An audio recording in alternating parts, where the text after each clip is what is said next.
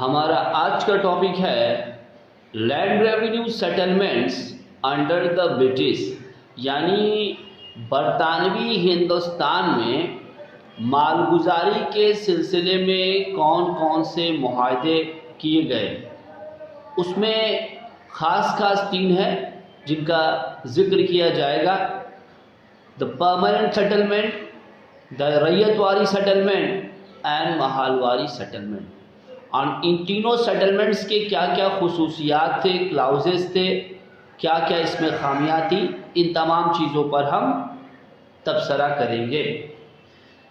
Permanent settlement 22 मार्च 1793 को Lord Cornwallis ने 10 साला, जिसको डेसेनियल निज़ाम कहा जाता है, इस्तमरारी बंदोबस्त यानी परमानेंट सेटलमेंट में तब्दील कर दिया। इस निज़ाम को बंगाल, बिहार और उड़ीसा में नाफिज किया गया।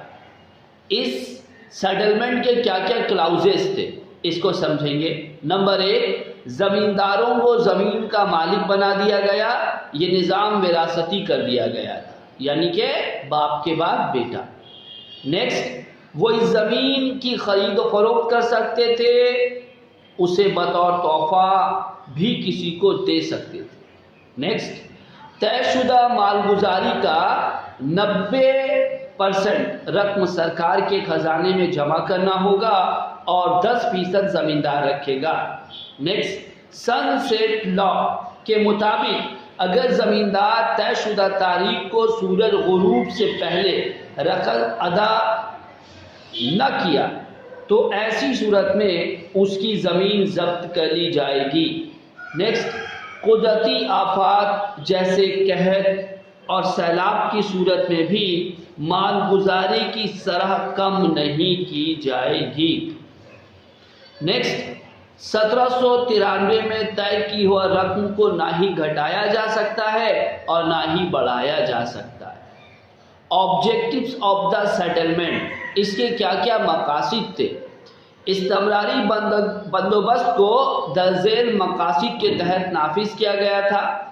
Number 1, a fixed amount of revenue, यानी इस बंदोबस्त के जरिया कंपनी के अफसरान की ये सोच थी कि उनको साल में एक तयशुदा आमदनी मिल जाएगी और उन्हें बजट तैयार करने में आसानी होगी। Next, a class of loyal supporters, यानी ज़मींदारों की नई जमात जिनकी मुआशी खुशहाली बरतानवी समाज से जुड़ी हुई थी, वो जमात बुरे औकात में बरतानवी हुकूमत की वफादार रहेगी। Next, the prosperity of the peasants, Cornwallis को ये उम्मीद थी कि जब ज़मींदारों को हमेशा के लिए ज़मीन का मालिक बना दिया जाएगा तो वो ज़राअत की बेहतरी के लिए ज़मीन पर खर्च करेंगे, इससे किसानों का भी कुछ भला होगा। एडवांटेजेस, क्या क्या इसके फ़वाइद थे। इस्तमरारी बंदोबस्त की खूबियाँ दर्जेल थी। फिक्स्ड इनकम, नंबर 1, इस्तमरारी बंदोबस्त ने किसानों की हालत में बेहतरी लाने में मदद की और हुकूमत को भी आसानी से मालगुजारी मिल जाती थी। अब कंपनी को बजट तैयार करने में आसानी हुई। नेक्स्ट पॉइंट, नो एविक्शन, चूंकि मालगुजारी की रकम को तय कर दिया गया था, उसे वक्त के साथ बढ़ाया नहीं जा सकता था। इससे किसानों को फ़ायदा पहुंचा। उन्हें अब इस खौफ से निजात मिला कि उन्हें ज़मीनों से बेदखल किया जाएगा।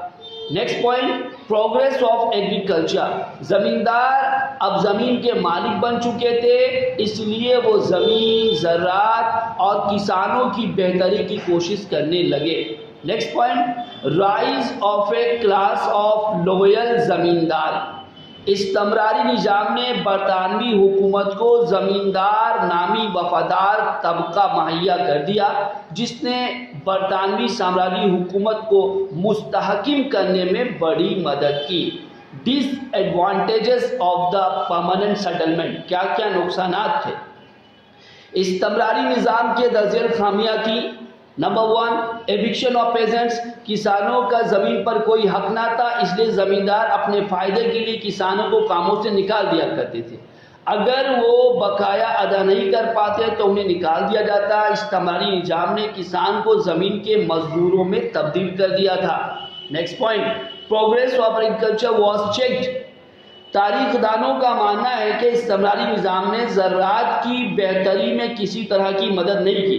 اس کی وجہ یہ تھی کہ کسانوں کو زمین پر دائمی حق، ہمیشہ والا حق نہیں دیا گیا تھا، اس لیے وہ اس کی ترقی میں دلچسپی نہیں رکھتے تھے۔ زیادہ تر زمیندار بھی زراعت پہ پیسہ لگانے سے کتراتے تھے۔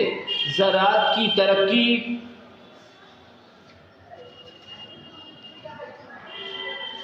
زمین کی زرخیزی بڑھانے میں پونجی لگانے کے بجائے زمیندار بڑے بڑے شہروں میں عیش و آرام کی زندگی گزارتے تھے۔ Next point, loss of the government. زمیندار اس سے کہیں زیادہ مالگزاری وصولتے تھے جتنی وہ سرکار کے خزانے میں جمع کرتے تھے۔ زمیندار اور بھی دیگر ذرائع سے منافع کمایا کرتے تھے، پر چونکہ رقم طے تھی اس لیے حکومت کے فائدے میں اضافہ نہیں ہوتا تھا۔ Next, the miserable condition of peasantry. زمیندار کسانوں سے زیادہ منافع کمانے کی چکر میں ان پر ظلم و جبر کی انتہا کیا کرتے تھے۔ زمینداروں کی حرص و لالچ نے کسانوں اور مزدوروں کی حالت کو بھی افسوسناک بنا دیا تھا۔ Next, removal of the old classes of زمیندار۔ سنسیٹ لا کے اصول کے تحت بہت سارے پرانے زمیندار زمینوں سے ہاتھ دھو بیٹھے۔ ایک اندازے کے مطابق تقریباً 50% پرانے زمینداروں کے خاندان استعماری نظام کا شکار بنے۔ Next, emergence of a class of middle man. زمینداروں نے مالگزاری کی وصولی کے لیے ایک نئے طبقے کو ذمہ داری دی۔ اس نظام نے پٹیدار طبقے کو وجود میں لایا۔ ایک نئے لالچی طبقے کے وجود نے کسانوں اور مزدوروں پر اور بھی بوجھ بڑھا دیا۔ اب دوسرا سیٹلمنٹ ہم دیکھیں، ریت والی سیٹلمنٹ۔ ریت والی نظام بھی مالگزاری وصول کرنے کا ایک نظام تھا جسے 1820 میں الیگزینڈر ریڈ نے اور تھامس مونرو نے نافذ کیا۔ اسے مدراس، بمبئی اور سندھ کے علاقوں میں جاری کیا گیا۔ فیچرز آف ریت والی سیٹلمنٹ، یہ معاہدہ حکومت اور ریتوں کے درمیان ہوا کرتا تھا۔ زمینداروں کو اس سے نکال دیا گیا تھا۔ یہ معاہدہ 30 یا 40 سال کے لیے ہوا کرتا تھا۔ اس نظام کی خصوصیات درج ذیل تھی۔ نو مڈل مین۔ ریت والی نظام کی سب سے بڑی خوبی یہ تھی کہ حکومت ریت سے ڈائریکٹ لگان وصول کیا کرتی تھی۔ ریت اور حکومت کے بیچ کوئی مڈل مین نہیں تھا۔ کیٹیگرائزیشن، زمین کی پیمائش کے بعد مالگزاری طے کیا جاتا تھا۔ زمین کی زرخیزی کی بنا پر زمین کو 9 قسموں میں بانٹا گیا تھا۔ Next, ownership of the land. اس نظام کے تحت کسان زمین کا مالک نہیں بلکہ ریت ہوتا تھا اور اس کو کاشتکاری کا کام انجام دینا پڑتا تھا۔ Next, the rate of revenue. اس نظام کے تحت مالگزاری کی شرح بہت زیادہ تھی۔ عام طور پر ہر 30 سال میں مالگزاری کی شرح میں اضافہ ہوا کرتا تھا۔ انیفیکٹس، اس کے کیا کیا نقصانات تھے؟ اس نظام نے بہت سے مضر اثرات چھوڑے جس میں چند حسب ذیل ہیں۔ دا exploitation of the government officials. ریت والی نظام کو کسانوں کو زمینداروں کے ظلم و زبر سے بچانے کے لیے قائم کیا گیا تھا، لیکن اس نظام میں سرکاری افسران نے ظلم ڈھانا شروع کیا۔ وہ ریتوں کی زمین ضبط کر سکتے تھے اور انہیں بے دخل کر سکتے تھے، یعنی زمینداروں کے ظلم سے بچے اور حکومت کے ظلم و ستم کا شکار ہوئے۔ Next, the high rate of revenue. اس نظام میں مالگزاری کی شرح بہت زیادہ تھی۔ حکومت 45 سے 50% پیداوار بطور لگان لے لیا کرتی تھی۔ بہت سارے کسان اسے چکا نہیں پاتے تھے۔ Next, natural calamities. حالانکہ یہ لگان طے نہیں تھا، اسے کم یا زیادہ کیا جا سکتا تھا، پر حکومت نے شاید ہی ایسا کیا ہو۔ یہاں تک کہ قدرتی آفات جیسے کہ قحط، سیلاب کے زمانے بھی ایسا نہ ہوا۔ مزید یہ کہ کمپنی نے ہدایت دی کہ لگان چاندی کے سکوں کی صورت میں ادا کرے۔ کسان اکثر مہاجنوں سے زیادہ شرح سود پر قرض لیتے اور تمام عمر ان کے قرضدار بنے رہتے۔ تاریخ دانوں کے مطابق ریت والی نظام استعماری بندوبست سے کہیں زیادہ تکلیف دہ ثابت ہوا۔ Next, increase in the rate of revenue. ریت والی نظام کے تحت 20 یا 30 سالوں میں لگان میں اضافہ کیا جا سکتا تھا۔ اگر کسان اسے دینے میں ناکام رہتا تو اسے زمین سے بے دخل کر دیا جاتا تھا۔ سرکار نے اعلان کیا کہ لگان ٹیکس نہیں بلکہ کرایہ ہے اور کسان بطور کرایہ دار زمین پر کام کرتے تھے۔ اگلا جو تھا وہ ہے محالواری سیٹلمنٹ۔ محالواری نظام کو 1822 میں اتر پردیش، مدھیہ پردیش اور پنجاب میں نافذ کیا گیا۔ رابرٹ بائرڈ اور جیمز تھامسن نے آخری صورت دی اس نظام کو۔ فیچرز کیا تھے اس کے؟ محلواری نظام کی خصوصیات درج ذیل تھے۔ پہلا نقطہ محلز اور تعلقس۔ محلواری نظام بھی زمینداری نظام کی ہی طرح تھا، مختلف گاؤں کو لگان وصول کے لیے یکجا کر دیا گیا تھا، اسی اکائی کو محل کہا جاتا تھا۔ یہ معاہدہ 20 یا 30 سال کے لیے کیا جاتا تھا۔ نیکسٹ، اجارہ دارس۔ لوگوں کی جماعت میں سے ایک فرد کو مالگزاری وصول کرنے کی ذمہ داری دی جاتی تھی جو اجارہ دار کہلاتا تھا۔ اجارہ دار اکثر گاؤں کا مکھیا ہوا کرتا تھا جو مالگزاری وصول کر کے سرکاری خزانے میں جمع کیا کرتا تھا۔ Next point, rate of revenue.